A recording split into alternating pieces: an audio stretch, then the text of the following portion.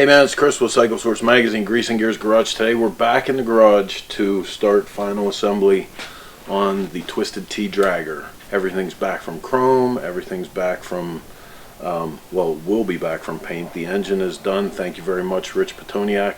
You know, anybody that builds bikes or has gone through this process knows the first thing you do when you get a bike back from powder coat paint or chrome is chase all the threads. You know, a little bit of extra time right now is going to get you through hours and hours of aggravation later on. I'll try to key on a few things as we go, but you'll probably end up seeing a lot of this in super high-speed video. I do want to thank a number of people as we start this. Tech Cycle, the belt drive, S&S could not have done this build without you. Rich Petoniak, absolutely essential. My guys at Lubeck for helping us out with the powder coating. Rob Nussbaum and his connections through various part suppliers. Retrocycle helped me get stuff, you know, at a minute's notice. He was shipping shit in here right up to and including just this moment. UPS dropped something off. Paco, as always, Paco comes through. Anytime you're doing a chopper project, you can't do it without Paco. And of course, last but certainly not least, Twisted Tea.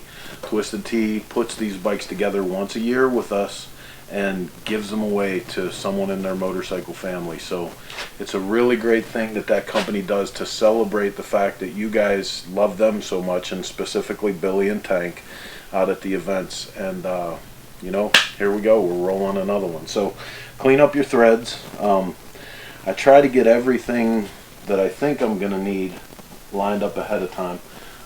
You can see over here, I'm just finishing up the front end. I did a progressive lowering kit on this front end, as the book states, the prescribed amount of fluid going back into the fork leg.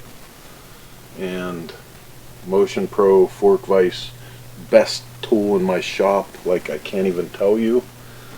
Motion Pro fork fluid measuring funnel, literally just twist it on. Once you get the desired amount or the prescribed amount by the book, you get exactly what you're supposed to into the fork tube. I don't know if that's where you're supposed to hang that, but it works good for me.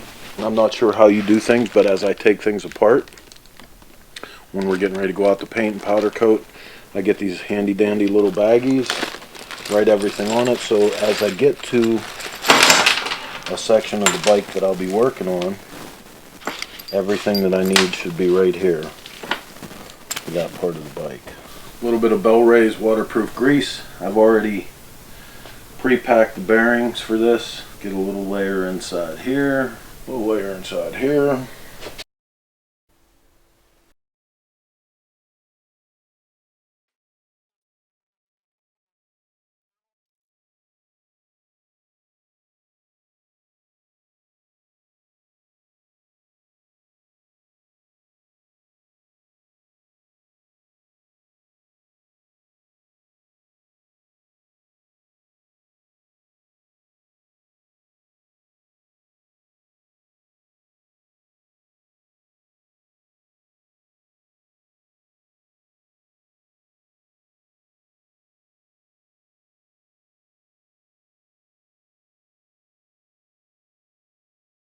You guys have been hearing us rave about this product, and it's good news.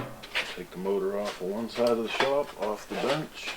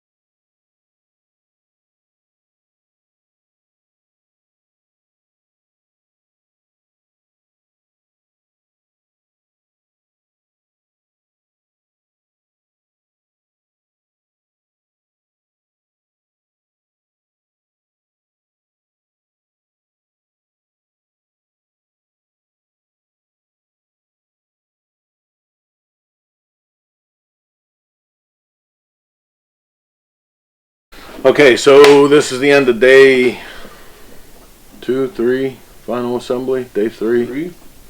Tomorrow we're gonna finally get the shocks in, get the fender struts on. We're just gonna leave these pipes here for show because obviously we don't want that in the wind. We're doing the wheel and everything, but we're pretty close to being ready for paint to come back. My boy Tom, I want to come over and stand over here because I want to give you some props.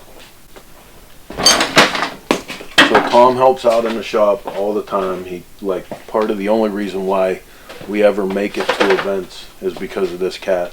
He gets the mini bikes ready, he helps pack the truck, he helps fix the truck, he helps fix the bikes. But this is your first full up, like ground up bike build. And what do you think? It's awesome. Most of building a bike is really about problem solving though, right? It is. Yeah, and it's learning with me though, but yeah. I mean, you get this stuff from different manufacturers, and not that, you know, not talking shit on anyone, but no. Nothing fits exactly. You know, you gotta find your way through stuff. Sometimes it takes a little grind, sometimes a little bend. Yeah, nothing's perfect. It's even like with cars. Same thing. Yep. But I gotta give you props, dude, on those handlebars, because like I said, this is his first ground up build, so we bought a set of controls that were completely empty, completely disassembled. Tom figured all this stuff out, did the holes for the handlebars to do internal wiring, and assembled them and everything, and that shit comes with no instructions, and it's a little bit much when you first look at it. Yeah. Like I said, end of day 3. It's been some hellacious hours, but you know, knowing that this thing, when it's all done, is going to roll across the stage at the Buffalo Chip, and then some lucky son of a bitch is going to end up with this thing sitting in their garage. And boy, I'll tell you what, you guys can't see it from over there, but the Tech belt drive, like Tech, that shit's incredible. Why is that so good for my shovel head? Man, mad props out to Steve Broyles for helping us out today, figure all this shit out, and a couple things we're stuck on, Poppy jumped right in, so awesome. We'll see you guys tomorrow. Yep. Day 4. Hey, it's Billy from Twisted Tea. I just got done riding the loop here in Daytona on the 2022 Sweepstakes bike that we're giving away. And I'm telling you what, this bike is bad to the bone. It's gonna be hard coming off this thing, but we have to.